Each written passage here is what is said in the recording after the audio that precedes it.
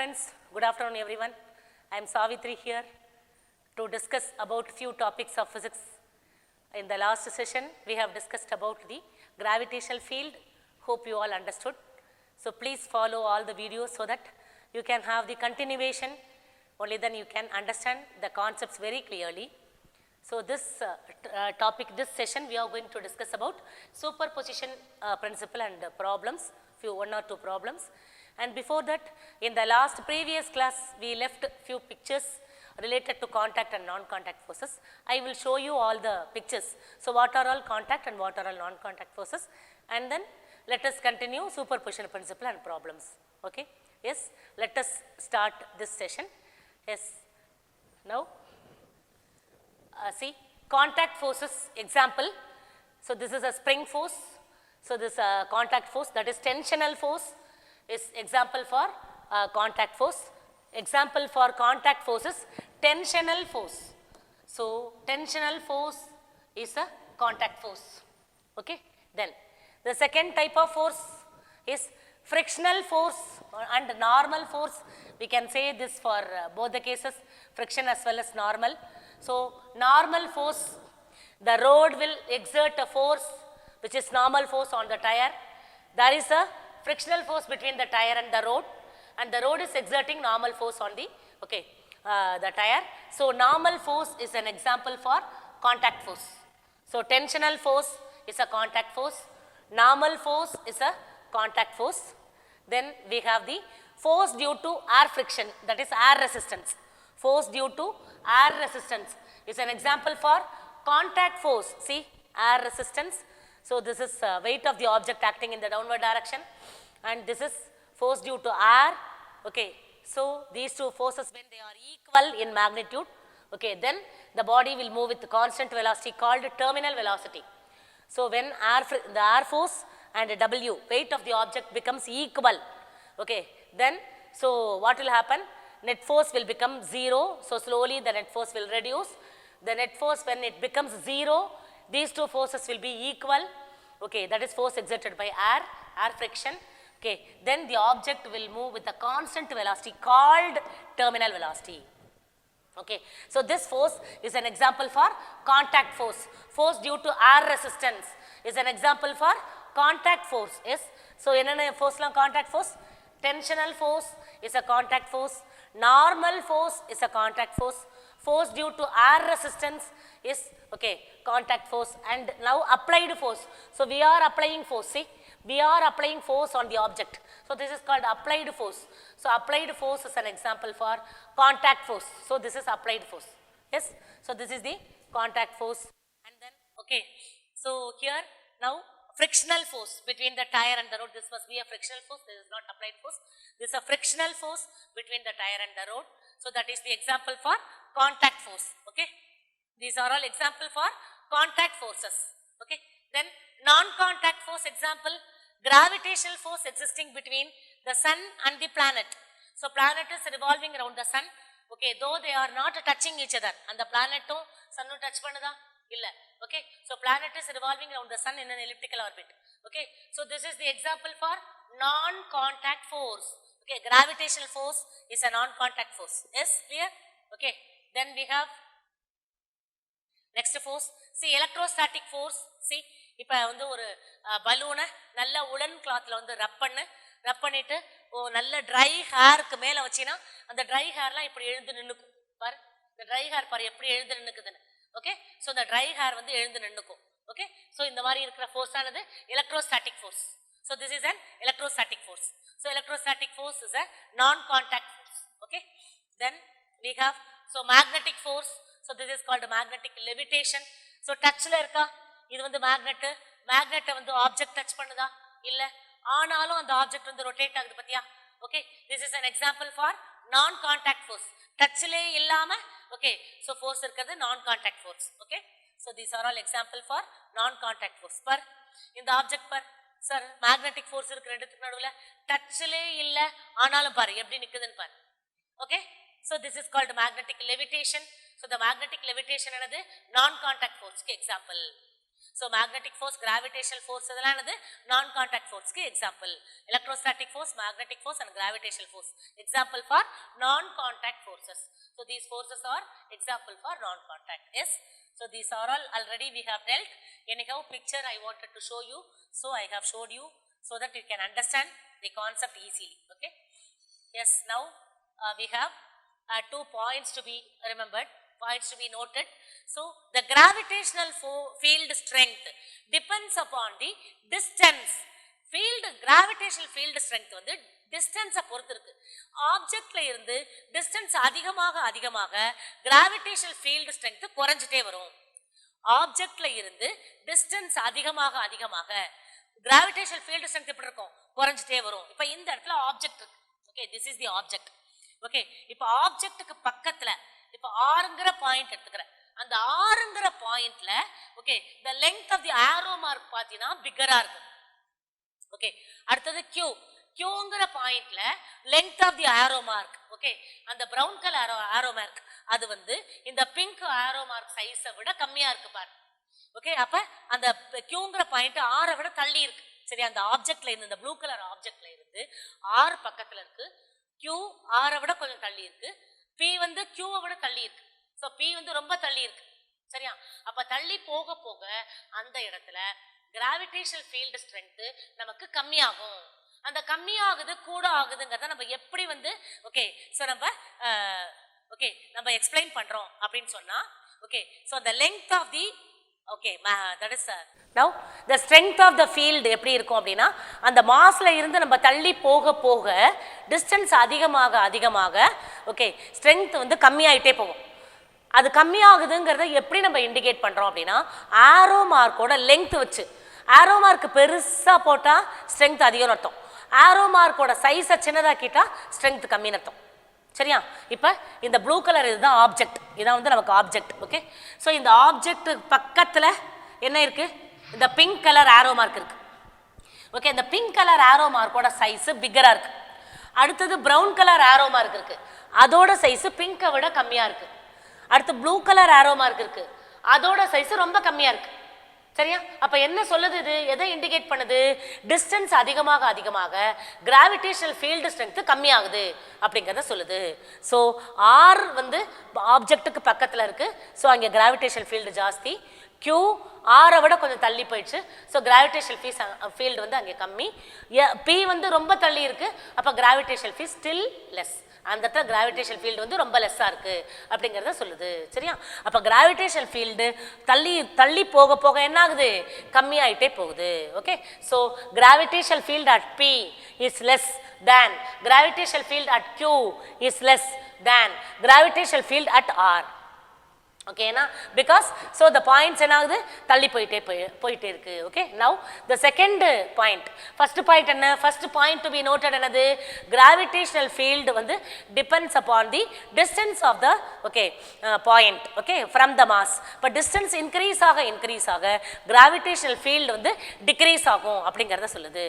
Second point என்ன சொல்றோம் அப்படின்னா, the field concept was introduced as a mathematical tool to calculate the gravitational interaction. நம்ம ஃபர்ஸ்டே சொல்லியாச்சு. ஓகே, ஸோ கிராவிடேஷனல் இன்டராக்ஷனை பற்றி தெரிஞ்சுக்கணும். நான் கான்டாக்ட் ஃபோர்ஸ்னால கிராவிடேஷனல் இன்டராக்ஷன் பிட்வீன் டூ ஆப்ஜெக்ட்ஸை தெரிஞ்சுக்கணும் அப்படிங்கிறதுக்காக நம்ம கிராவிடேஷனல் ஃபீல்டு அப்படிங்கிறத நம்ம ஒன்று இன்ட்ரடியூஸ் பண்ணோம். ஆனால் அந்த கிராவிடேஷனல் ஃபீல்டு வந்து லேட்டராக it is a real physical குவான்டிட்டின்னு தெரிஞ்சுது. முதல்ல சும்மா ஒன்று கிராவிடேஷனல் ஃபீல்டு நம்ம இமேஜினரியாக இன்ட்ரடியூஸ் பண்ணோம். ஓகே, எதுக்காக? நான் கான்டாக்ட் ஃபோர்ஸோட ஸ்ட்ரென்த்தை மெஷர் பண்ணுறதுக்காக நம்ம வந்து இன்ட்ரடியூஸ் பண்ணோம். ஆனால் லேட்டராக அந்த கிராவிடேஷனல் ஃபீல்டுங்கிறது ஒரு ஃபிசிக்கல் குவான்டிட்டி தனியாகவே இருக்குது அப்படிங்கிறது தெரிஞ்சுது. Okay, and it carries energy and momentum. Gravitational field is a physical quantity, it carries energy and momentum, it is a vector quantity. Gravitational field is a vector quantity. அடுத்து unit of gravitational field. Unit of gravitational field என்னது? Gravitational field is equal to force experienced per unit mass. இல்ல, so what is gravitational field? Gravitational field is force experienced per unit mass. Okay, so formula என்னது? Force experienced by unit mass. Unit of force என்னது நமக்கு? Newton. Unit of mass என்னது? Kilogram. சரியா, அப்ப Newton by kilogram இதோட யூனிட்டை சொல்லலாம். வேற எப்படி சொல்லலாம்? Gravitational field is numerically equal to acceleration due to gravity நம்ம ப்ரூவ் பண்ணியிருக்கோம் இல்ல. அப்ப இதோட யூனிட் எப்படி சொல்லலாம்? ஆக்சிலரேஷன் டியூ டு கிராவிட்டியோட யூனிட்டா எழுதிக்கலாம், மீட்டர் பர் செகண்ட் ஸ்கொயர்னு எழுதிக்கலாம். சரியா? அப்ப கிராவிடேஷனல் ஃபீல்டோட யூனிட் வந்து நியூட்டன் பை கேஜின்னு சொல்லலாம் அல்லது மீட்டர் பர் செகண்ட் ஸ்கொயர் நம்ம சொல்லலாம். Because gravitational field is numerically equal to acceleration due to gravity. therefore we can say Newton by Coulomb or meter per second square. It is a vector quantity. Yes, are you all clear? Okay, so that's all about gravitational field. Hope you all understood the gravitational field. Now we are coming to the next topic, superposition principle. Okay, so what do you mean by superposition principle for gravitational field? இப்ப நம்ம let us consider n masses. நிறைய mass இருக்கதா assume பண்ணிக்கிறோம். m1 m2 m3 m4 etc up to mn. Okay, அது எல்லாம் எவ்வளோ டிஸ்டன்ஸில் இருக்குது அப்படின்னா r1 r2 r3 etc up to rn with respect to point p. இங்கே ஒரு பாயிண்ட் p இருக்கு, இங்கே மாஸ் m1 இருக்கு. இது என்ன டிஸ்டன்ஸில் இருக்குது? r1. அடுத்து இங்கே m2ங்கிற மாஸ் இருக்கு. இது என்ன டிஸ்டன்ஸில் இருக்குது? r2. அந்த மாதிரி இந்த பாயிண்ட் தான் p. இங்கே m3ங்கிற மாஸ் இருக்கு, இது r3. அது மாதிரி இங்கே mn அப்படிங்கிற மாஸ் இருக்கு, இது rn. எல்லாமே pங்கிற பாயிண்ட்ல இருக்கு, அதான் வித் ரெஸ்பெக்ட் டு p சொல்றோம். Let us assume m1 m2 m3 m4 etc up to mn are the masses at a distance of r1 r2 r3 r4 etc up to rn from point p, that is with respect to point p. இப்போ இது எல்லாத்துக்கும் gravitational field எப்படி calculate பண்றது? The net gravitational field due to all the masses is vector sum of, எல்லாத்தையும் vector addition பண்ணணும், vector sum of gravitational field due to individual masses. First mass exert பண்ற gravitational field என்ன, plus gravitational field due to second mass, plus gravitational field due to third mass and fourth mass etc. Okay, எல்லாம் தனித்தனியா ஒவ்வொரு மாசும் என்ன gravitational ஃபீல்டை exert பண்ணுதோ அந்த மாசை வெக்டார் சம் பண்ணணும். வெக்டார் அடிஷன், ஏன்னா gravitational field is a vector quantity, அதனால வெக்டார் அடிஷன் பண்ணணும். அப்படி வெக்டார் அடிஷன் பண்ணால் நமக்கு அதுக்கு பேர் சூப்பர் பொசிஷன் பிரின்சிபல் அப்படின்னு நம்ம சொல்லுவோம். சரியா? So gravitational field at a point due to all the other masses is equal to vector sum of the gravitational field due to individual masses. Okay, superposition principle states that gravitational field at a point due to all the masses, எல்லா மாஸ்னாலையும் என்ன gravitational field இருக்கும் அப்படின்னா vector sum of the gravitational field at a point p due to individual masses. ஒவ்வொரு மாஸ்லையும் என்ன gravitational field அதை add பண்ணிக்கணும், அது நமக்கு சூப்பர்பொசிஷன் பிரின்சிபல் பேரு. இப்போ ஆட் பண்ணலாமா? இப்போ so let us assume two masses, ரெண்டு மாஸ் எடுத்துக்கலாம் முதல்ல. ஓகே, இங்கே m1 எடுத்துருக்கோம், இங்கே m2 எடுத்துட்டோம். So let us assume two masses, one is m1 and another one is m2. இங்கே m2 எடுத்துருக்கோம், இங்கே m1 எடுத்துருக்கோம். ரெண்டு மாசம் இருக்குது, இது வந்து m1 எடுத்துக்கலாம், இதை m2 எடுத்துக்கலாம். இந்த மாசம் நம்ம m1 எடுத்துக்கிறோம், இதை வந்து m1, இதை நம்ம m2 எடுத்துக்கிறோம். ரெண்டு மாசம் இருக்குது. m1 வந்து r1ங்கிற டிஸ்டன்ஸில் இருக்குது, m2 வந்து r2 அப்படிங்கிற டிஸ்டன்ஸில் இருக்குது. சரியா? So what is the electric field at a point p due to m1? m1 மாஸ்னால எலக்ட்ரிக் ஃபீல்டு என்ன? அது வந்து E1. ஏற்கனவே நான் சொல்லியிருக்கேன், எலக்ட்ரிக் ஃபீல்டு வந்து டுவர்ட்ஸ் த மாஸ் தான் இருக்கும். டுவர்ட்ஸ் த மாஸ், மாஸை நோக்கி வரணும். ஞாபகம் வச்சுக்கோ, எலக்ட்ரிக் ஃபீல்டு மாஸை நோக்கி வரணும். So electric field E1 towards the mass m1, m1 நோக்கி வரணும். அது மாதிரி electric field E2 towards the mass m2 வரணும். இப்போ டோட்டல் கண்டுபிடிக்கணும். டோட்டல் எப்படி கால்குலேட் பண்ணுறது? Vector some. சரியா? அதுக்கு நம்ம ட்ரையாங்கிள்லாம் யூஸ் பண்ணுறோம். ட்ரையாங்கிள்லாம் எப்படி யூஸ் பண்ணணும்? இந்த டயக்ராம் ரொம்ப இம்பார்ட்டன்ட், பார்க்குறதுக்கு தான் ஈஸி மாதிரி தெரியும், எல்லாம் மனப்பாடம் பண்ணி ட்ரா பண்ணிடக்கூடாது. சரியா? எப்படி ட்ரா பண்ணுறது நமக்கு தெரியணும். பாரு, ஈவனுக்கு பேரலா இங்கே லைன் போடணும். ஞாபகம் வச்சுக்கோ, ஈவன் எப்படி இருக்குது இங்கே? ஈவன், இதான் ஈவன். ஸோ ஈவனுக்கு பேரலா இங்கே லைன் போடணும். பாரு, ஈவன் இதான். சரியா? இதான் ஈவன். அடுத்தது E2 எப்படி இருக்குங்க? E2 இப்படி இருக்கு. E2க்கு பேரலா இங்கே லைன் போடணும். E2 புரியுதா? இஷ்டத்துக்கு நம்ம போடக்கூடாது. E2க்கு பேரலா அங்கே லைன் போடணும். ஸோ இது E1, இது E2. இது ரெண்டு என்ன டைரக்ஷனில் இருக்குது? E1 E2 ரெண்டுமே நமக்கு கிளாக் வைஸ் டைரக்ஷனில் இருக்குது. அப்போ resultant closing side of a triangle எப்படி இருக்கணும்? ஆன்டி கிளாக்வைஸ் டைரக்ஷனில் இருக்கணும். ஞாபகம் வச்சுக்கோ. If E1 and E2 are in clockwise direction and closing side of the triangle, that is the resultant, should be in anti-clockwise direction. அப்போ எப்படி draw பண்ணணும் அதை? So the close இதானது E total. E total தான் resultant. Resultant எப்படி இருக்கணும்? Closing side. அது opposite direction. அப்போ anti clockwise டைரக்ஷனில் இருக்கணும். E1 E2 clockwise directionனா E total anti clockwise direction. அவ்வளோ மீனிங் இருக்குது இந்த டயக்ராமில், சும்மா போட முடியாது அந்த டயக்ராம். சரியா? இப்போ ஈவன் எப்படி இருக்கோ, என்ன ஆங்கிளில் ஸ்லாண்ட் ஆகி இருக்கோ அதே ஆங்கிளில் தான் ஈவன் போடணும். இப்படி தான் போடணும் ஈவன். சரியா? இதுக்கு பேரலல் லைன் ட்ரா பண்ணணும். இதான் வந்து ஈவன். சரியா? அடுத்து E2 எப்படி இருக்கோ அதுக்கு பேரலா இப்படி இருக்கு.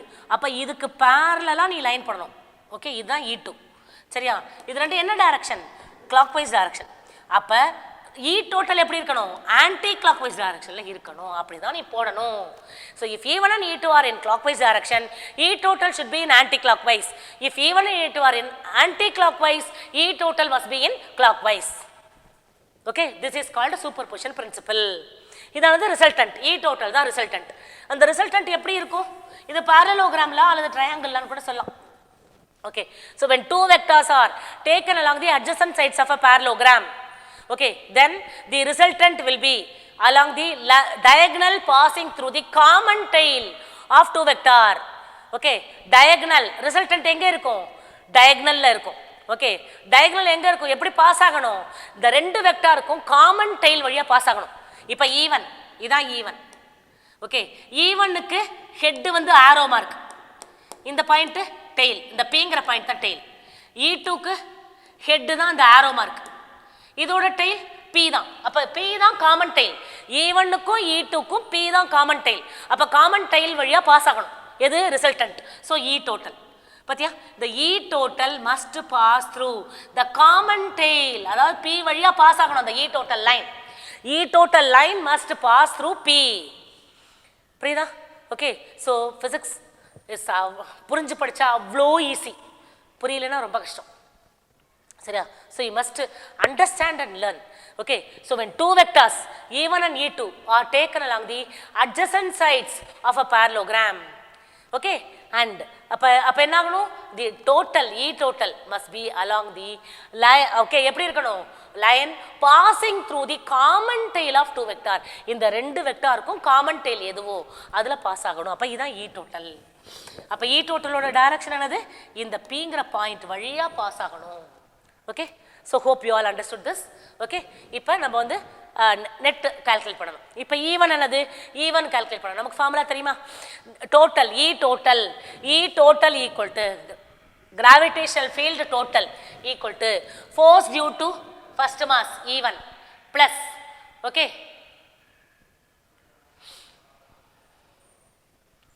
okay, so force due to, okay, first mass plus force due to at the force due to second mass, force due to first mass plus force due to second mass plus force due to third mass plus etc up to force due to n masses. அப்ப nth mass, sorry, field due to first mass E1 plus field due to second mass plus etc up to field due to nth mass. சரியா? அப்ப E1 plus E2 plus etc up to En.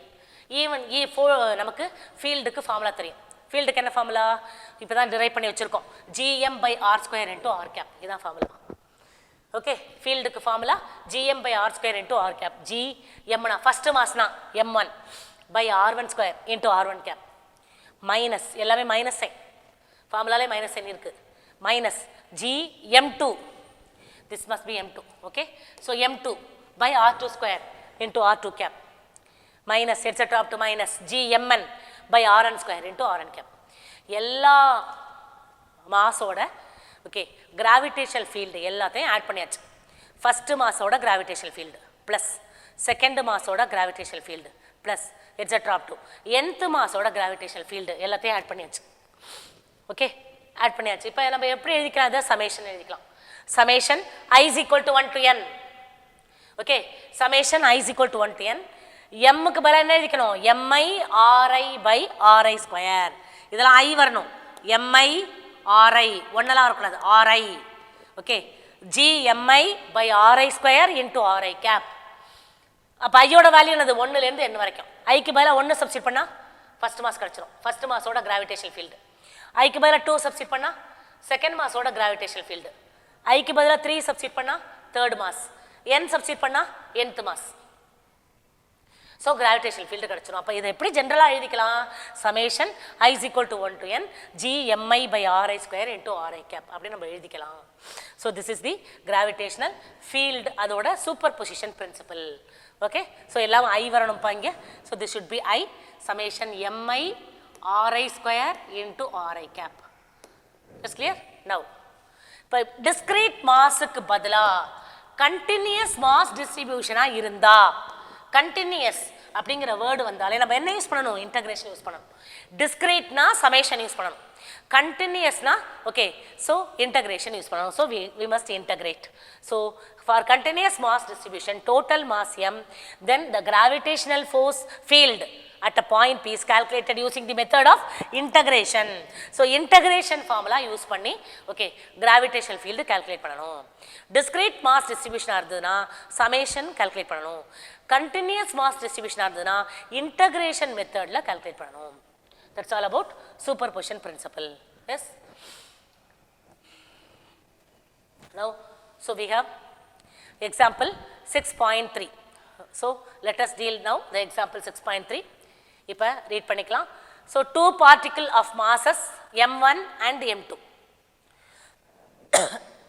this is mass m1 and this is mass m2 two particles of masses m1 and m2 so masses m1 and m2 okay are placed along the x and y axis respectively m1 வந்து x axis ல வச்சிருக்கோம் m2 வை y axis ல வச்சிருக்கோம் two masses m1 and m2 are placed along x axis and y axis respectively okay at a distance a என்ன டிஸ்டன்ஸ்ல ரெண்டுமே aங்கற டிஸ்டன்ஸ்ல தான் வச்சிருக்கோம் from the origin எதுல இருந்து origin ல இருந்து calculate gravitational field at a point p pங்கிற பாயிண்ட்ல நம்ம gravitational field calculate பண்ணனும் yes so we are placing mass m1 and m2 along the x axis and y axis respectively okay now at a point p we are going to calculate gravitational field calculate பண்ணலாமா formula தெரியும்ல gm by r square into r cap அவ்வளவுதான் formula okay now so we can calculate the gravitational field okay first gravitational field okay due to m1 நால முதல்ல calculate பண்ணு at a point p so gravitational field due to m1 at a point p formula என்ன நமக்கு gm by r square into r cap அதான் the general formula gm by r square into r cap what's our gravitational field formula E is equal to gm by r square into r cap இதான் general formula okay இங்க m ங்கிறது first mass m1 அதனால m1 போட்டுக்கணும் m க்கு பதிலா by r ங்கிறது distance இங்க ஏன் கொடுத்திருக்காங்க அதனால r க்கு பதிலா a ஸ்கொயர் போட்டுக்கணும் ஓகே இது என்ன டைரக்ஷன்ல ஆக்ட் ஆகுதுனா ஓகே m1 னால ஓகே இங்க என்னது இதானது origin இங்க நமக்கு பாயிண்ட் p இருக்கு இந்த இடத்துல m1 மாஸ் இருக்கு இது a இங்க a இங்க நமக்கு m2 மாஸ் இருக்கு m1 ங்கற மாஸ் p ங்கற பாயிண்ட்ல எக்ஸர்ட் பண்ற கிராவிடேஷனல் ஃபோர்ஸ் அது என்ன டைரக்ஷன்ல இருக்கும் அப்படினா okay so along the mass m1 towards the mass m1 இருக்கும் இதனால உள்ள gravitational force okay at a point p எப்படி இருக்கும் towards the mass இருக்கும் அப்ப minus j cap வரும் ஏற்கனவே இங்க ஒரு மைனஸ் சைன் இருக்கும் நமக்கு ஃபார்முலால இங்க வந்து negative y direction minus j cap இந்த டைரக்ஷன் வந்து நெகட்டிவ் y டைரக்ஷன் இது வந்து x டைரக்ஷன் ஓகே இது வந்து y direction okay negative y டைரக்ஷன்ல இருக்கிறதுனால நமக்கு என்ன ஆகும் அப்படினு சொன்னா நமக்கு j cap அப்படினு கிடைக்கும் ஓகே சோ இந்த டைரக்ஷன்ல j cap y ஆக்சிஸ்ங்கிறதுனால நமக்கு j cap போட்டுக்கணும் அப்ப g m1 by a square into j cap okay இதானது gravitational field due to m1 at a point p due to m1 at a point p that is e1 equal to g m1 by a square into j cap அடுத்து gravitational field due to m2 at a point p so m2 னால என்ன gravitational field அப்படினு பாத்தீனா so g m2 by a square into I cap இதானது x axis இது x axisங்கிறதுனால இங்க உள்ள unit vector வந்து நமக்கு i cap னு கிடைக்கும். Okay, so this is i cap. So the E total is Gm1 by a square into j cap minus, okay, I cap, this is I cap. Okay, so this is I cap. Okay, plus here, this is I cap. So Gm1, m1 into j cap plus m2 into I cap. Okay, so if the masses are equal, can you follow or not? X axis ஆயிருந்தா m2ங்கிறது Pங்கிற பாயிண்ட்ல okay exert பண்ற gravitational field வந்து x axisல இருக்கிறதுனால இது வந்து x direction, அதனால இங்க உள்ள யூனிட் வெக்டார் i cap எடுத்துக்கணும். இது வந்து y டைரக்ஷன், m1 வந்து gravitational field at a point P வந்து y டைரக்ஷன்ல இருக்கிறதுனால j cap எடுத்துக்கிறோம். ஞாபகம் வச்சுக்கோ. அப்ப Gm1 by a square into j cap, Gm2 by a square into I cap. Okay, so அப்ப இங்க g by a square common வெளியில எடுத்துட்டீனா okay m by a square that is common இங்க m1 j cap plus m2 I cap நமக்கு கிடைக்கும். if m1 and m2 are equal, m1 m2 equal எடுத்துக்கோ. அப்ப என்ன ஆயிடும், இங்க m1 க்கு பதிலா m போடு, m2 க்கு பதிலா m போடு. அப்ப m j cap plus m I cap னு கிடைக்கும். ஓகே, அப்ப m காமனா எடுத்துறலாம். அப்ப காமனா எடுத்துட்டா என்ன கிடைக்கும் நமக்கு? so if you take ms common here, if you take ms common here, so அப்ப என்னது gm by a square into j cap plus I cap அப்படின்னு நமக்கு கிடைக்கும். ஓகே, இங்க வந்து j cap plus I cap நம்ம எப்படி எழுதிக்கலாம்? I cap plus j cap னு எழுதிக்கலாம் because addition is commutative. Okay, addition of two vector is commutative. I vector plus j vector எழுதினாலும் j vector plus I vector எழுதினாலும் ஒண்ணா தான் கிடைக்கும். அதனால addition is commutative. அதனால நம்ம எப்படி எழுதிக்கலாம் அப்படினா I cap plus j cap னு எழுதிக்கலாம். j cap plus I cap. Mass m1 m2 equal. அப்ப m1 க்கு m2 க்கு பதிலா ஈக்குவல் சப்ஸ்டிட் பண்றோம். ஈக்குவல் சப்ஸ்டிட் பண்ணா m னு போட்டுட்டோம். அப்ப E total is equal to gm by a square into I cap plus j cap. So j cap plus I cap, I cap plus j cap னு எழுதிட்டோம் because I cap plus j cap and j cap plus I cap are equal. So they are equal here, equal. I cap plus j cap equal to j cap plus I cap because addition obeys, vector addition obeys commutation law, commutative. அதனால I plus j j plus I னே நம்ம எழுதிக்கலாம். அதனால gm by a square into I cap plus j cap னு வருது. Are you all clear? Okay, so இப்போ gravitational field நமக்கு என்ன கிடைக்குது? So gravitational field is gm by a square into I cap plus j cap நமக்கு கிடைக்குது answer. Yes, did you understand? Okay, now so இப்போ E total நம்ம கண்டுபிடிக்கணும். So how to calculate E total? So E total point towards the origin. Okay, so E total will be pointing towards the origin. எப்படினா when two vectors are taken along the adjacent sides of a parallelogram, then the diagonal passing through the common tail will give the resultant vector. Okay, இங்க ஒரு vector இருக்கு, இந்த இடத்துல ஒரு vector இருக்கு, ஒன்னு E1 ஒன்னு E2. அப்ப diagonal passing through the common tail will give you the resultant vector. So E total point towards the origin. அது எப்படி கால்குலேட் பண்றது? E total is calculated by root of, okay, so E1 square plus E2 square ரெண்டையும் எடுத்துக்கோ. root of E1 square plus E2 square. What is E1? What is E1 here? What is E1 E2? So இப்போ இதுக்கு magnitude கண்டுபிடிக்க போறோம் E total. So இப்போ E total எப்படி calculate பண்றது? gm by a square into I cap plus j cap. இதுக்கு magnitude கண்டுபிடிக்கணும்னா gm by a square நம்ம அப்படியே வச்சுக்கலாம். gm by a square அப்படியே வச்சுக்கோ. வச்சிட்டு என்ன பண்ற? இதுக்கு நீ மாடுலஸ் எடுக்கற. மாடுலஸ் எப்படி எடுப்ப? Square root of 1 square plus 1 square. I யோட கோஎஃபிஷியன்ட் வந்து 1, j யோட கோஎஃபிஷியன்ட் வந்து 1. அப்ப 1 ஸ்கொயர் plus 1 ஸ்கொயர் னு கிடைக்கும். அப்ப gm by a square into root of 1 square plus 1 square வந்து 1 plus 1. So gm by a square into root 2. Okay, so this is the E total. This will be pointing along the origin. Origin நோக்கி இந்த E total இருக்கும். So what's the value? gm by a square into root 2. See? gm by a square into root 2. So this is the final answer. So E total, magnitude of E total is gm by a square into root 2. So hope you all understood this sum. Very simple sum. M1 ஆல என்ன electric field, M2 ஆல என்ன electric field, அதுக்கப்புறம் ரெண்டையும் add பண்ணிக்கிறோம் superposition principle, அதுக்கப்புறம் magnitude calculate பண்றோம். So that's all about this sum. Okay, now we have example 6.4. Okay, now gravitational, okay, field between, okay, Mercury and Sun. அடுத்து earth and Jupiter. All are shown in the figure. Quantitatively indicated the gravitational field of Sun on Mercury, Sun. What gravitational force will Sun exert on Mercury, Earth and Jupiter? Okay, so நமக்கே தெரியும் எந்த planet சன்னுக்கு பக்கத்தில் இருக்கோ அந்த planet gravitational ஃபோர்ஸை நிறைய வந்து experience பண்ணும். பிளானட் வந்து சன்னை விட்டு தள்ளி இருந்தால் கிராவிடேஷனல் ஃபோர்ஸு கம்மியாக இருக்கும். சரியா? இப்போ கொடுத்துருக்க 3 பிளானட்ல எது சன்னுக்கு பக்கத்தில் இருக்குது அப்படின்னு பார்க்கணும். Okay, so Mercury, Earth, Jupiter. First வந்து Mercury தான் எர்த்துக்கு பக்கத்தில் இருக்கும். அப்போ Mercuryக்கு போடுற ஆரோ மார்க் நீ புக்கில் பார்த்தீங்கன்னா கிளியராக தெரியும். அந்த ஆரோ மார்க் பாரு, Mercuryக்கு போட்டிருக்க ஆரோ மார்க் இதுதான் Mercury. Mercuryக்கு போட்டிருக்க ஆரோ மார்க் வந்து பிக்கராக இருக்குது. அடுத்தது எர்த்து வந்து பக்கத்தில் இருக்குது Mercuryக்கு அப்புறம், அந்த ஆரோ மார்க்கு கம்மியாக இருக்குது. நெக்ஸ்ட் ஜூபிட்டர், இது ஒரு பார் ஜூபிட்டர், ஜூபிட்டருக்கு போட்டிருக்க ஆரோ மார்க் ரொம்ப கம்மியாக இருக்குது. ஸோ இந்த ஆரோ மார்க் வந்து டிபெண்டிங் ஆன் டிஸ்டன்ஸ், அவ்வளோதான். Okay, so Mercury is closer to the sun, therefore gravitational force experienced by Mercury will be more.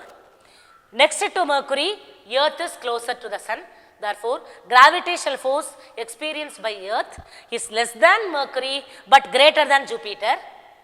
Then Jupiter will be far away from all these two, Mercury and Earth, therefore gravitational force experienced by Jupiter is least here. Okay, so depending upon the distance, gravitational force varies. So the gravitational force experienced by the different masses depends upon the distance of the masses from the sun.